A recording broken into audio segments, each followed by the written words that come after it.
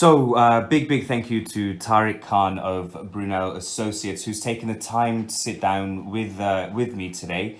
Brunel Associates are MTM Awards winners, and they are a letting agents. So I just wanted to talk to him about COVID-19 and how it's affected the business. Tariq, how are you? Fine, thank you very much, Junior. Good to see you. That you're looking well too. Thank you very much. I heard that you were stuck out of the country for a little while. Yes, I was in UAE with my father and younger brother, heading on towards Asia, Pakistan, and we got to Pakistan, and 2 days later the lockdown, so we couldn't travel around in the country, etc. So things got tighter and tighter and tighter. We were due to come back on the 11th of April, but managed to get emergency flights on the 4th of April. Incidentally, we were actually with the High Commission officers on the same flight from Islamabad. So we were lucky to come back when we did come back. Yeah, but we've got you back in Bristol now, Yeah. so that's good. Good to be back. Tariq, obviously COVID-19 has affected everyone in different ways, and it's had a big impact on businesses. Tell me, when it first sort of came out, how did you guys start changing what you do, or what were you forced to change? Well, the first thing we had to do was close the office to the public. So social distancing was very important. So we thought about furloughing, etc. But our staff are very brave and due diligent. Rather than staying home, we need access to files because we've got letting department, insurance department. So they were happy to come in because there's only 4 of us in the office. So we were closed to the public, just taking phone calls because we've got emergencies, you've got maintenance issues. So we had to actually come in but close to the public. Didn't furlough. Really take my hat off to the staff. How they actually reacted in this difficult situation, and every business has been affected differently. Ours, we couldn't take on properties. You can't manage properties. You can't let properties. With the government guidelines and the COVID-19, you can't issue new tenancies, so no tenants were moving. So everything's come to a grinding halt. Sales had to stop. Whatever was happening, everything came to a stop. Obviously, for the safety of the public. And did you find that the guidelines given to you by government and councils were very clear to start off with, or one thing that I found, quite a few businesses had to think on their feet and figure out what they're doing? No, they were not clear. I think the best example is New Zealand. They were the first to most strictest lockdown guidelines. Even when I was in Pakistan, their adherence to the lockdown was much better than what it was in UK. We were one of the last ones. And because I believe our Prime Minister was quite relaxed about it, the public became quite relaxed about it. We could have avoided many cases had we done the lockdown early. We were one of the last ones to even close schools. And one of the best things that come out of this, if you look at the Muslim community, they were the first to close the mosques in the UK before the government had actually legislated to close, for public safety. So no, there weren't clear guidelines. Even now, they're still not clear. It's a bit of I think, sham really. But I think self-isolating and taking some self-responsibility is very important. So no, they haven't been very clear, the guidelines. But at the same time, the support that the government has been giving with the grants, etc., has been overwhelming and has kept a lot of businesses going.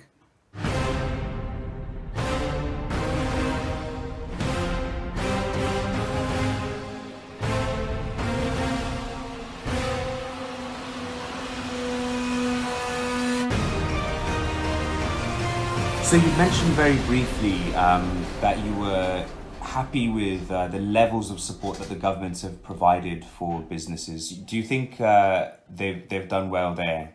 Yes, I think compared to most countries, UK has done a brilliant job in terms of the government support. Whether it's furlough, whether it's grants, whether it's bounce back loans, the universal credits. I think some financial advisor was saying is over 300 billion that the government has forked out. So that's a lot of money, but at the same time, I'm sure they'll recover it with taxes.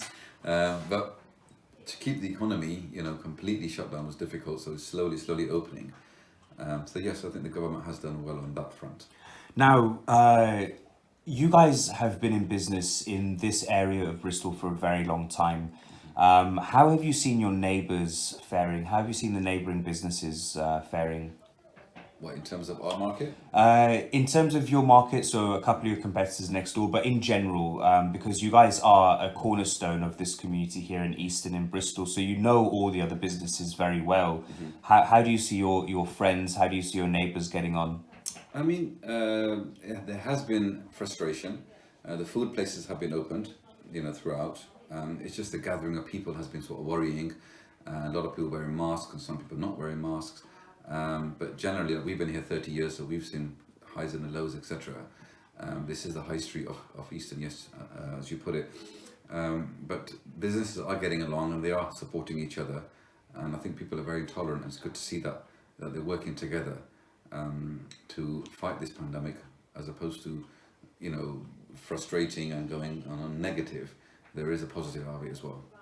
And coming out of this, we're talking about businesses specifically.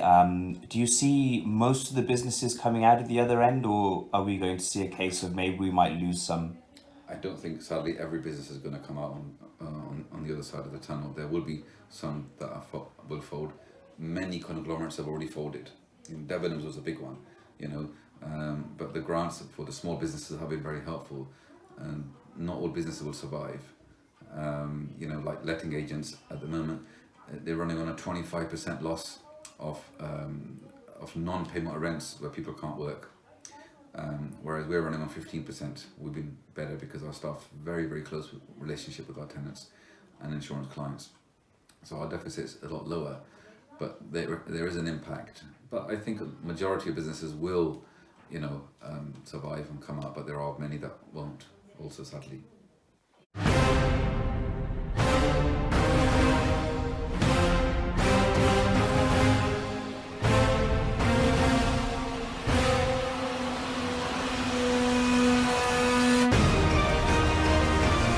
So we've talked a little bit about business and looking at what's going on and how people are coping.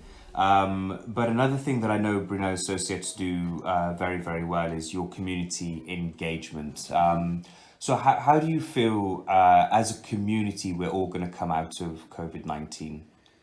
As a community, I think we'll come out stronger and better. The tolerance levels are much better. And the example I already gave about the mosques being the first to close in the UK before the government legislation. In terms of now, if you look at Ramadan, it's strange when the mosques are closed, we're praying at home. It's a different feeling, but at the same time, we wouldn't have spent this much time with our families. The bonding, the gelling, and the community spirit, like in my state in Stapleton. People are really, really, really welcoming and supporting, etc. And the neighborhood and area, you're getting to know people more better, whereas you didn't. We're living a rat race life and running around like headless chickens. So I was in Dubai. My friend Fahd was saying, "Look, Tariq, I think that the Earth's taking a breather," and I think the Earth has taken a breather. In India they were saying Himalayas for the first time 100 years they've seen the Himalayas. In England you see the clear skies, traffic pollution is less, so there is a positive out of it. People are cycling more. I'm cycling now. There is a nicer feeling. The frustration is coming up, but what I'm worried about is people coming out too quick and too sudden and start clustering together. So we need to slowly wade back into normality of life rather than thinking it's all gone now, because the worry is having a second wave like Wuhan had and other countries have had. So we need to really be careful on that front. And just finishing on a positive note, what's your message to Bristol? What's your message to the Southwest? What's your message to the rest of the world? I think Southwest has proven to be very diligent, and we actually reacted well because we got the lowest cases in the whole UK in Southwest. Southwest Bristol is a beautiful city of culture. We have demonstrated, as I said, not to internationally, that we can keep the figures low, and people are supporting each other. Listen to guidelines, stay safe, and don't rush back into life. And it makes you appreciate the life we got, appreciate family, and just be thankful. And really, you don't hear about terrorism. You don't hear about fatalities and what's happening around the world, the whole world has come together. And that's my take from it. You know, Kashmir was locked down, Palestine was locked down. I don't get into political, but the gods hold the whole world in the lockdown. But now people are talking together with respect and with tolerance, as opposed to where they weren't before. You know, neighbor to neighbor, country to country, continent to continent. So I think the whole world needs to learn a lesson from this. There has to be a sign in this, and come out together and work together, and as one big global family. Tariq Khan, thank you so much for the time, and we wish you guys all the best. Thank you. Thank you.